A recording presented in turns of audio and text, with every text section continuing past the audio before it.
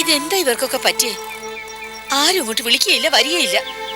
ഓ, അമ്മയൊന്ന് സമാധാനപ്പെട്, അവരുടനെ എത്തും. എത്തുമെന്ന് കരുതി ഇരിക്കാൻ തുടങ്ങിയിട്ട് എത്ര നേരമായി? ബാക്കിയുള്ളവരുടെ മനപ്രയാസം ആർക്കും അറിയണ്ട. എന്തൊരു കഷ്ടമാ. ഒരുപാട് കേസുള്ളതല്ലേ. അവസാനമായിരിക്കും ശ്യാമേട്ടന് കേസെടുത്തത്. അതാ വരാൻ വൈകുന്നത്. ഇങ്ങനെ ഓരോന്ന് പറഞ്ഞ് സമാധാനിക്കാൻ തുടങ്ങിയിട്ട് നേരെ എത്രയായി മോളെ? ഈ ആദ്യം കുറച്ച് സമയം കൂടെ തുടർന്ന എനിക്ക് എന്തെങ്കിലും അസുഖം വരും, അത് ഉറപ്പാ.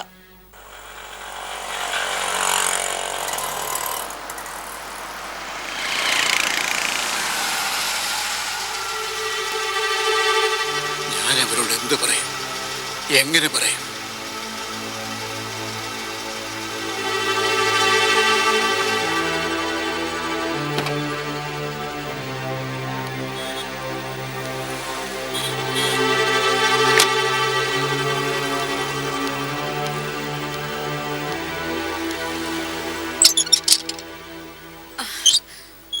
എത്തിയല്ലോ, ആശ്വാസമായി.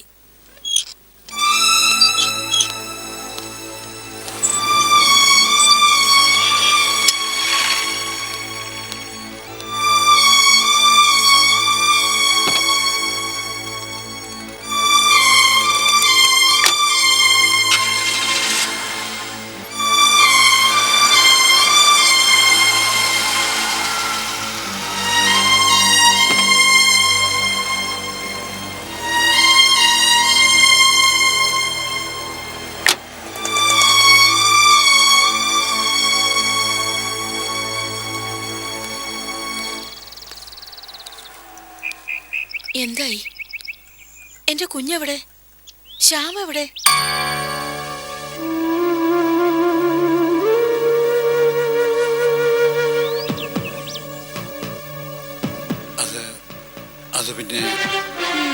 എനിക്ക് മനസ്സിലായി. വിധി അനുകൂലമായിട്ട് വന്നപ്പോ ആ സന്തോഷത്തിന് അച്ഛൻ മകളുമായിട്ട് പോയിട്ടുണ്ടാവും, മകൾക്ക് ഇഷ്ടമുള്ളതൊക്കെ വാങ്ങിക്കൊടുക്കാൻ.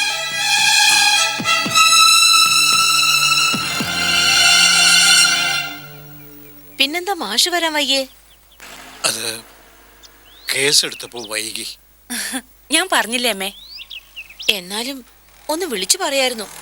മനുഷ്യനിവിടെ മുള്ളിമേ നിൽക്കുകയായിരുന്നു. കാണുമ്പോ തന്നെ നല്ല നാല് വർത്തമാനം പറയണമെന്ന് കരുതിയതാ. ആ, ഏതായാലും വൈകിയെങ്കിലും നമുക്ക് അനുകൂലമായി ഒക്കെ വന്നല്ലോ, ആശ്വാസമായി.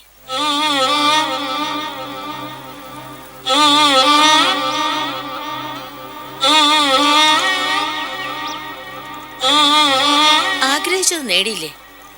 പിന്നെന്താ മാഷിന്റെ മുഖത്തൊരു തെളിച്ചമില്ലാത്തത്? എനിക്കെന്താ കുഴപ്പം?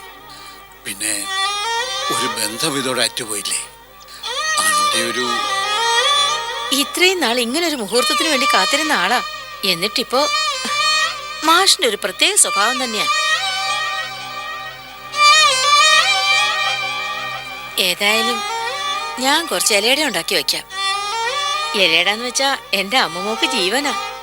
അച്ഛനെ കേസ് ജയിപ്പിച്ചിട്ട് വരല്ലേ, അപ്പോ അവക്ക് ഇഷ്ടമുള്ളത് തന്നെ വയറ് നിറയെ കഴിക്കട്ടെ.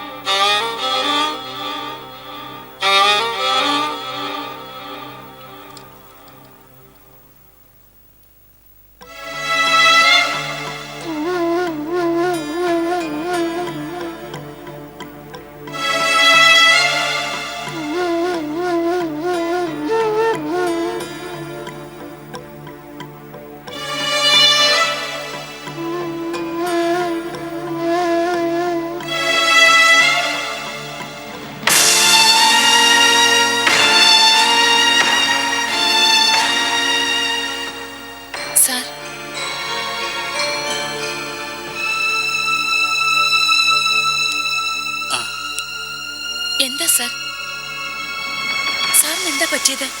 ഏയ് ഒന്നുമില്ല. എന്റെ ഗുരുനാഥനെ, ഇപ്പൊ എന്റെ രക്ഷകർത്താവിനെ എനിക്ക് നന്നായി അറിയാം. മുഖത്തെ ഭാവവ്യത്യാസം കണ്ട എന്തോ സംഭവിക്കാൻ പാടില്ലാത്തത് സംഭവിച്ചു എന്ന് ഊഹിക്കാം എനിക്ക്. നിന്റെ അത്രയും മനുഷ്യനെ മനസ്സിലാക്കാനുള്ള കഴിവ് എൻ്റെ ഭാര്യയ്ക്കില്ലാതെ പോയത് മഹാഭാഗ്യം. ഇല്ലെങ്കിൽ ഒക്കെ മുഖത്ത് നോക്കി പറയേണ്ടി വന്നേനെ. അതിനിപ്പോ എന്താ ഉണ്ടായേ? മുഖത്ത് നോക്കി പറയാൻ പറ്റാത്തത് എന്താ? എനിക്കാകെ ഭയമാകുന്നു. എന്നെ കൂടുതൽ ടെൻഷൻ അടുപ്പിക്കാതെ പ്ലീസ് സർ, എന്താണെങ്കിലും പറ. പറയാം. ഇനി പറയാതിരുന്നിട്ട് എന്താ? പക്ഷെ ടീച്ചർ, അവളിപ്പോഴൊന്നും അറിയരുത്. പെട്ടെന്ന് ഓടി വന്ന് ചോദ്യങ്ങൾ ചോദിച്ച എൻ്റെ പക്കൽ മറുപടിയില്ല. അതുകൊണ്ടാ.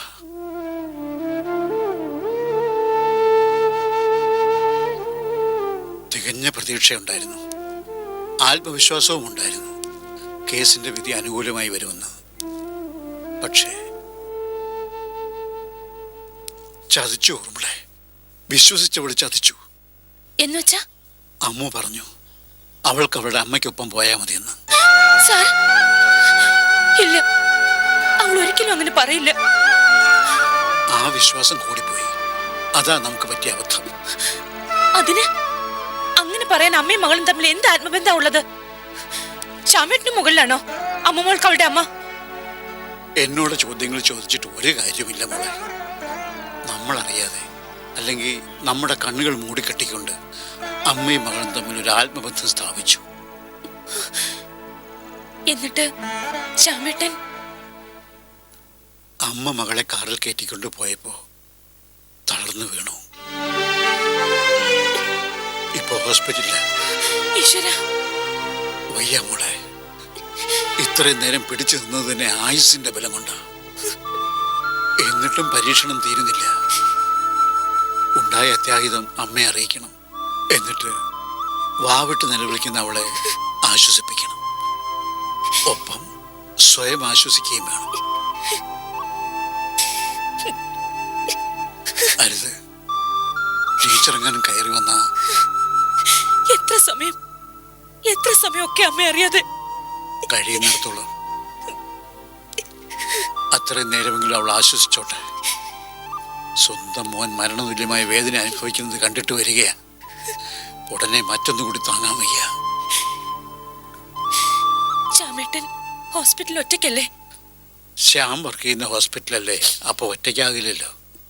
പിന്നെ ആകെ സമതല തെറ്റി നിലയിലാവൻ. അത് കണ്ടു നിൽക്കാൻ എനിക്ക് വിഷമം തോന്നി. അമ്മമ്മോളില്ലാതെ ശ്യാമേട്ടൻ ഇനി അങ്ങോട്ട് പൊരുത്തപ്പെടണം. ജീവിതമാണ്. നഷ്ടങ്ങൾ എപ്പോഴും എവിടെയും സംഭവിക്കാം. പൊരുത്തപ്പെട്ടേ മതിയാകൂ.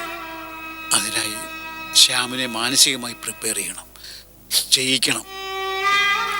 മനസ്സ് കരയുന്നവൻ്റെ മുന്നിൽ പോയി നിന്ന് കൂടെ കരഞ്ഞ അയാളുടെ ആയുസ് കുറയ്ക്കാമെന്നല്ലാതെ മറ്റു പ്രയോജനമൊന്നുമില്ല. ഇത്രയും നേരം നിങ്ങള് വൈകുന്നു എന്ന പരാതിയായിരുന്നു അമ്മയ്ക്ക്. ഇനി അങ്ങോട്ട് അച്ഛനും മോളും വരാത്തതിന്റെ പരാതിയായിരിക്കും. എത്ര നേരം ഈ വീർപ്പുമുട്ടൽ തുടരും സർ? ശ്യാം വരുന്നതുവരെ അച്ഛനൊപ്പം അമ്മമ്മളെ കാണാതാകുമ്പോൾ ടീച്ചറൊക്കെ അറിയും.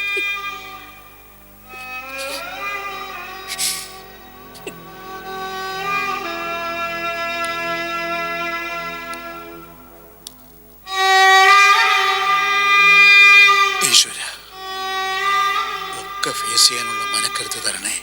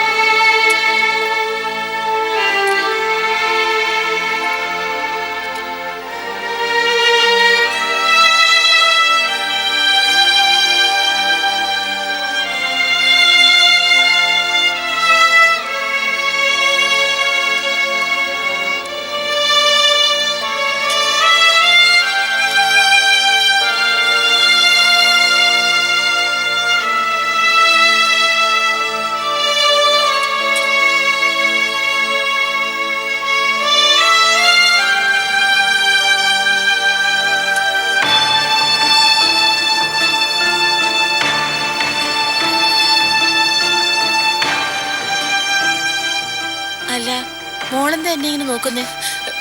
ഏയ് ഒന്നുമില്ല. അച്ഛൻ്റെ ഒപ്പം മോള് പോയ സ്ഥിതിക്ക് വയറ് നിറച്ച് എന്തെങ്കിലും കഴിച്ചിട്ടാവും വരിക. എന്നാലും ഇലയുടെ ഉണ്ടെന്നറിഞ്ഞാ വയറ്റിൽ അല്പം സ്ഥലം ബാക്കി വെച്ചേക്കും പെണ്ണ്. അത്രയ്ക്ക് ഇഷ്ടമാണെന്നേ. ബന്ധം പിരിഞ്ഞാലും സങ്കടം ഇല്ലാതില്ല. എന്നാലും എന്റെ ശ്യാം ജീവിതത്തിൽ ആദ്യമായി ജയിച്ചല്ലോ ഗായത്രിയുടെ മുന്നില്. അതിന് അവളുടെ മോള് തന്നെ നിമിത്തമായല്ലോ. അത്രേ ആശ്വാസം. ആ, വിധി അനുകൂലമായ ദേവീക്ഷേത്രത്തിൽ വഴിപാട് നടത്താമെന്ന് മോള് പറഞ്ഞിരുന്നല്ലോ. നാളെ തന്നെ പോണം. പോകുമ്പോ ശ്യാമിനെ അമ്മമോളെയും കൂട്ടണം.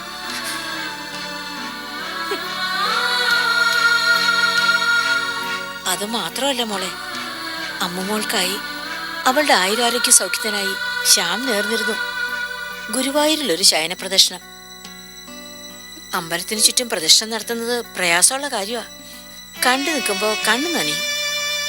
എന്നാലും സ്വന്തം കുഞ്ഞിനു വേണ്ടിയല്ലേ. അതും അധികം വെച്ച് താമസിപ്പിച്ചൂടാ.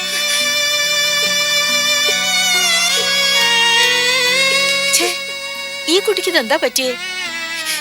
മോൾ എന്തിനാ കരയുന്നേ? അത് അമ്മമ്മോളോടുള്ള അമ്മയുടെ സ്നേഹം കണ്ടപ്പോ ഞാൻ അറിയാതെ.